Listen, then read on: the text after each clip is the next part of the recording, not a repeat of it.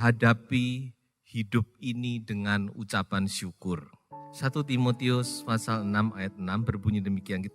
Memang ibadah itu kalau disertai rasa cukup memberi keuntungan besar. Haleluya. Inilah firman Tuhan, saudara-saudara. Kita semua adalah orang-orang yang beribadah kepada Tuhan. Tetapi dikatakan oleh firman Tuhan, ibadah harus disertai rasa cukup, rasa puas. Di dalam terjemahan bahasa Indonesia sehari-hari diterjemahkan demikian, memang ibadah memberikan keuntungan yang besar kalau orang puas dengan apa yang dipunyainya. Jadi ibadah kalau ditambah rasa cukup, rasa puas, maka itu akan memberikan satu keuntungan yang besar. Dan saya yakin keuntungan di sini bukan hanya rohani, tapi juga jasmani. Bukan cuma jasmani, tetapi juga rohani. Justru ibadah kita harus disertai dengan rasa cukup, rasa puas. Rasa cukup, rasa puas itu saudara-saudara dinyatakan dalam bentuk apa? Yaitu di dalam bentuk kita mensyukuri. Di dalam hati kita ada rasa syukur buat segala sesuatu yang kita miliki. Itulah rasa cukup. Jadi kita merasa bersyukur, kita mensyukuri bukan cuma dengan mulut lidah kita menyanyi, kita berterima kasih. Tetapi hati kita juga penuh dengan rasa syukur dan itu keluar dari mulut kita. Nah itulah yang dimaksud saudara-saudara. Sebab itu saudara-saudara dikatakan tadi kalau ibadah itu saudara-saudara ada rasa cukup, ada syukur di dalam hati kita, maka itu akan mendatangkan keuntungan yang besar dalam hidup kita. Saudara. Dalam bahasa Inggris dipakai kata great gain. Kita mendapat satu keuntungan yang sangat besar. Sebenarnya kalau kita mau renungkan, kita ini memang seharusnya bersyukur, saudara ya. Mengapa kita harus bersyukur? Ya, coba kita baca satu ayat. Saya rasa ini kesimpulan mengapa kita harus bersyukur. Di dalam Mazmur 107 ayat yang pertama. Bersyukurlah kepada Tuhan sebab Ia baik, bahwasanya untuk selama-lamanya kasih setianya. Bersyukurlah kepada Tuhan sebab Ia baik, bahwasanya untuk selama-lamanya kasih setianya. Ini adalah kata-kata yang sering diulang-ulang di dalam Mazmur. Bahkan ada nyanyian juga. Pemazmur berkata bersyukurlah kepada Tuhan. Mengapa kita harus bersyukur kepada Tuhan? Karena Dia baik.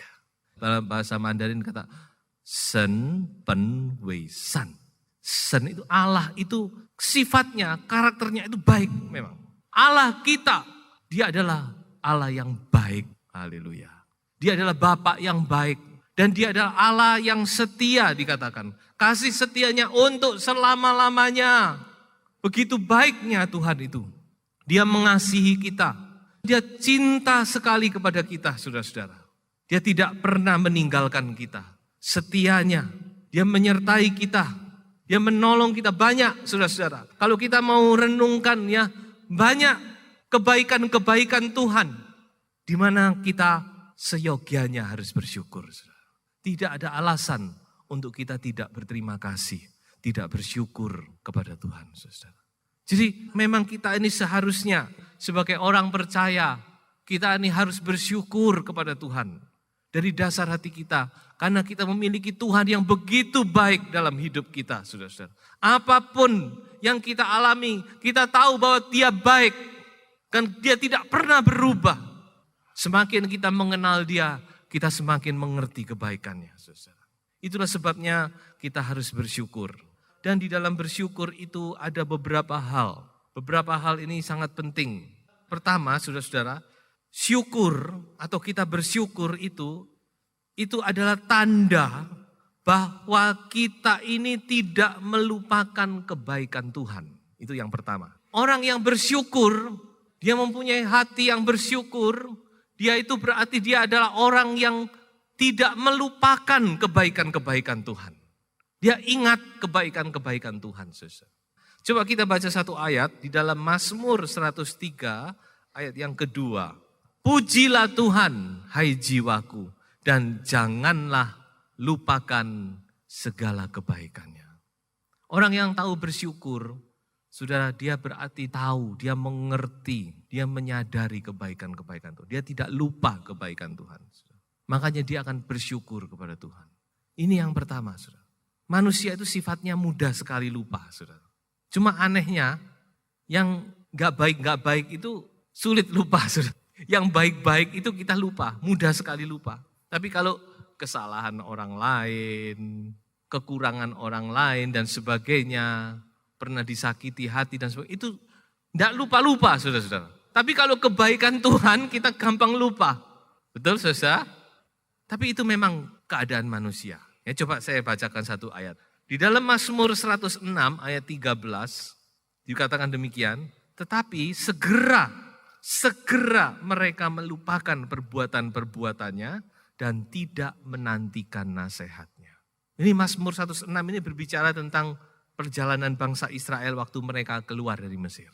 Diceritakan bagaimana waktu mereka selesai dikeluarkan oleh Tuhan, lalu mereka menyeberang Laut Kolsom, mereka menyeberang Laut Merah, Laut Tebrau. Wah, saudara-saudara, mereka melihat musuh-musuhnya mati semua. Oh, mereka bersuka cita, mereka memuji Tuhan, melompat-lompat, menyanyi. Oh, Tuhan begitu baik. Tetapi tidak lama setelah itu, dalam pasal yang sama, dalam Keluaran pasal 15, ketika mereka dibawa lewat padang gurun, mereka mulai mengalami kekeringan, kehausan. Dikatakan mereka langsung bersungut-sungut. Makanya firman Tuhan berkata apa? Segera melupakan. Ya, seringkali kita juga demikian.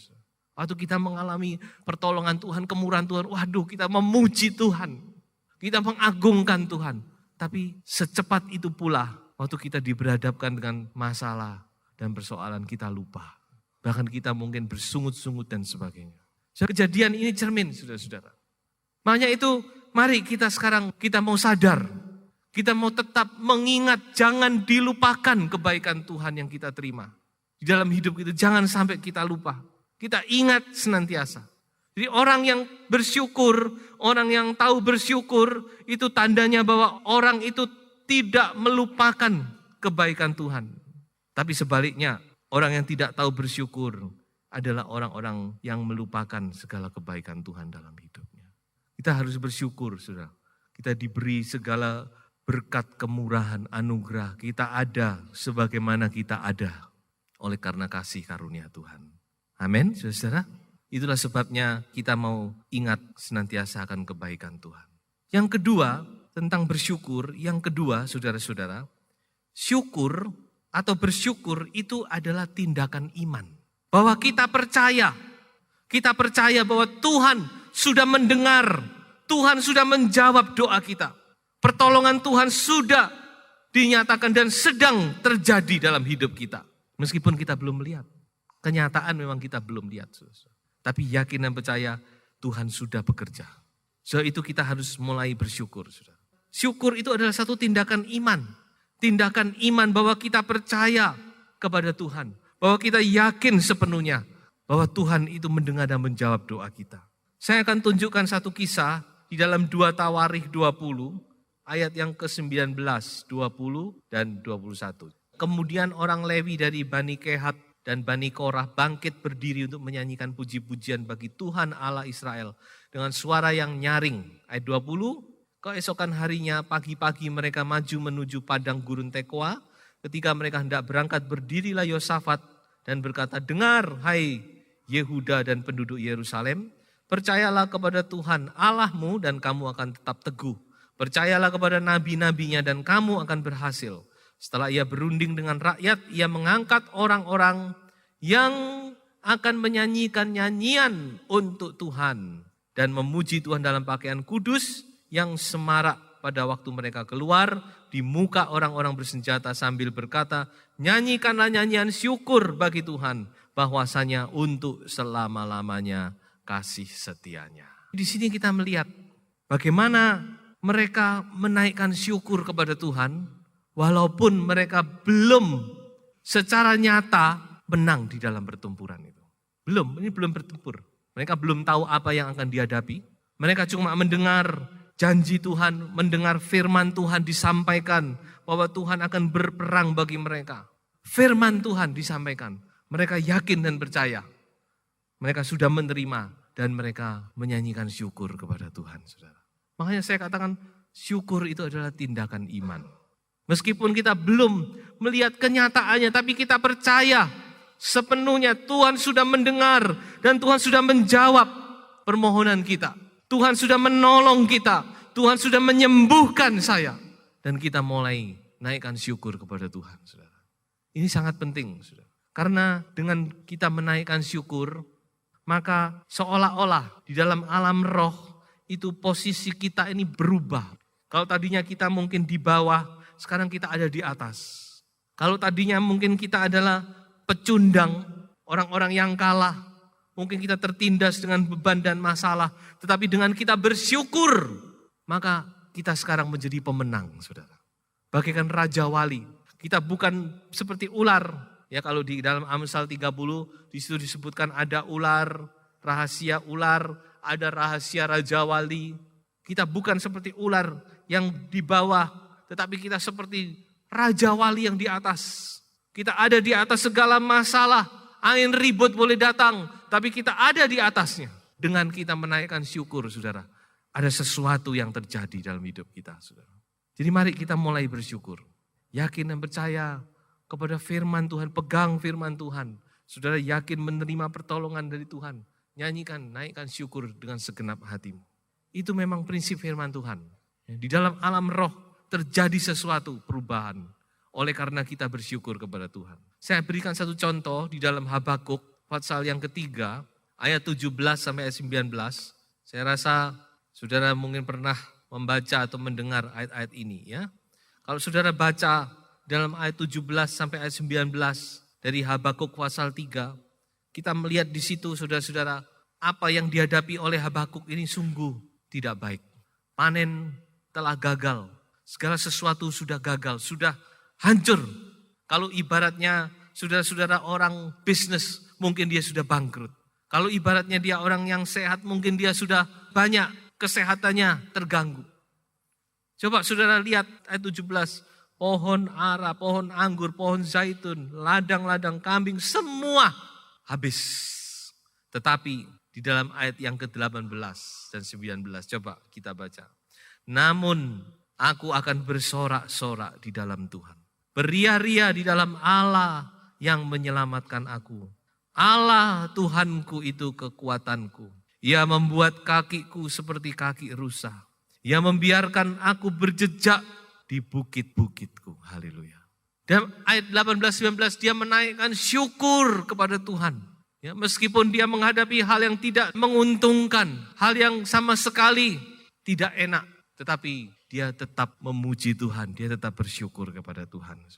Dan saudara-saudara, sebagai hasil dari syukurnya ayat 19 dikatakan ia mendapat kekuatan untuk dia melangkah.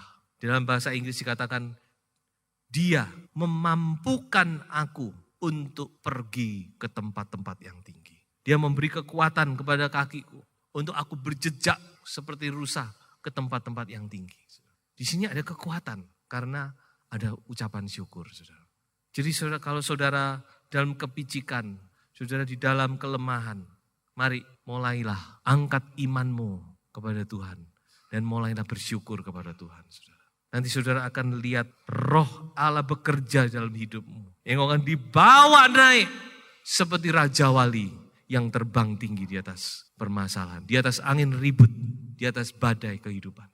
Itulah sebabnya saudara, syukur itu penting. Itulah satu tindakan iman dan juga tindakan yang mengangkat iman kita ke atas, saudara. Kita ada di atas segala perkara. Dan yang ketiga, saudara-saudara, tentang hal bersyukur ini. Dengan kita bersyukur, kita memperkenankan hati Tuhan. Saudara, di dalam Mazmur pasal 50, ayat yang ke-14 dan ayat yang ke-15, dikatakan Tuhan berperkara dengan umatnya.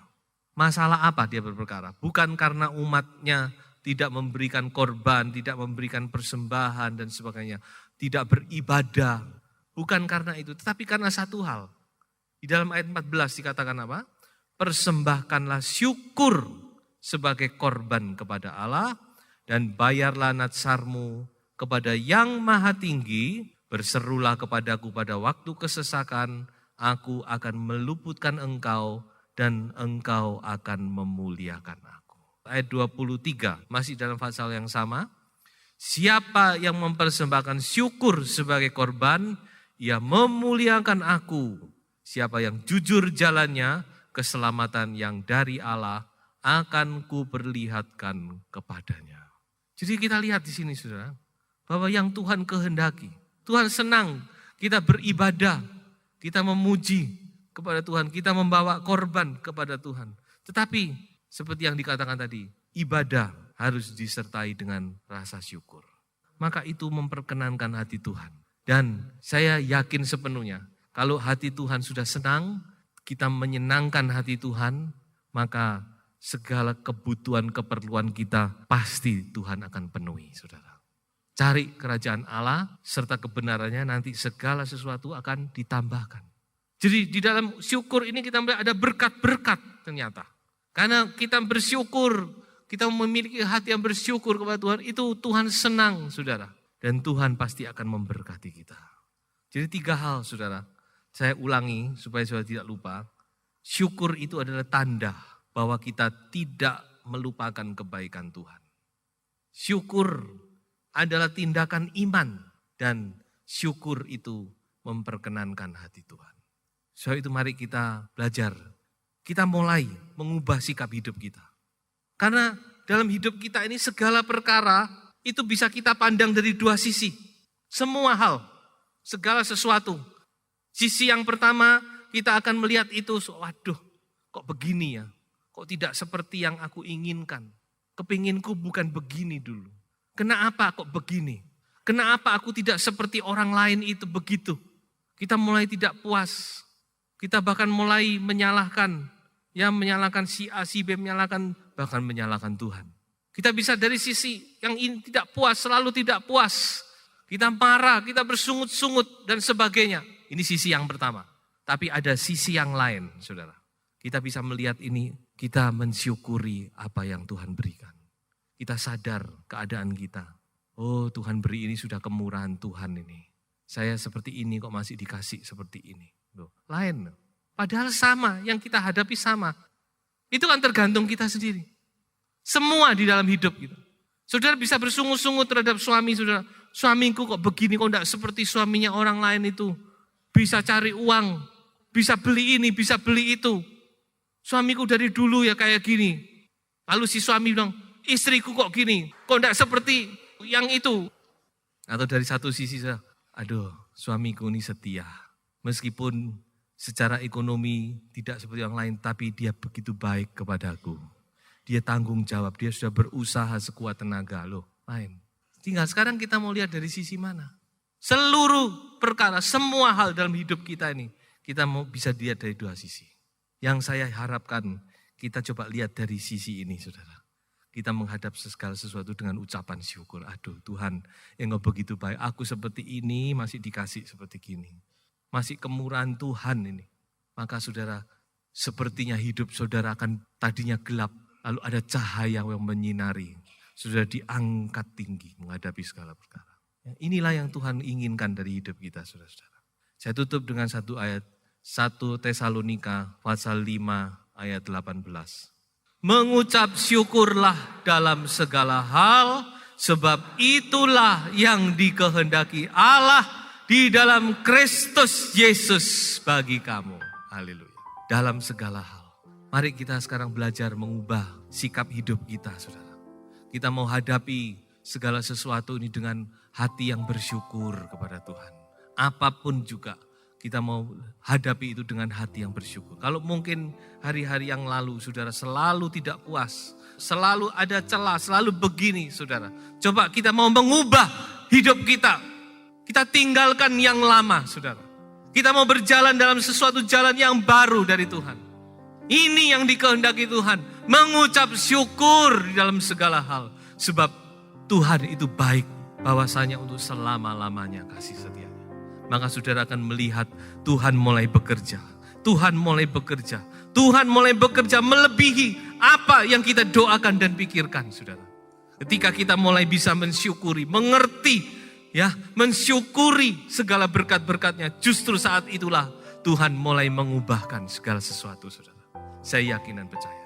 Sebab firman Tuhan ya dan amin. So itu mari Yesus, kita mau menghadapi hari-hari kita ke depan dengan hati yang penuh syukur. Tuhan memberkati kita semua.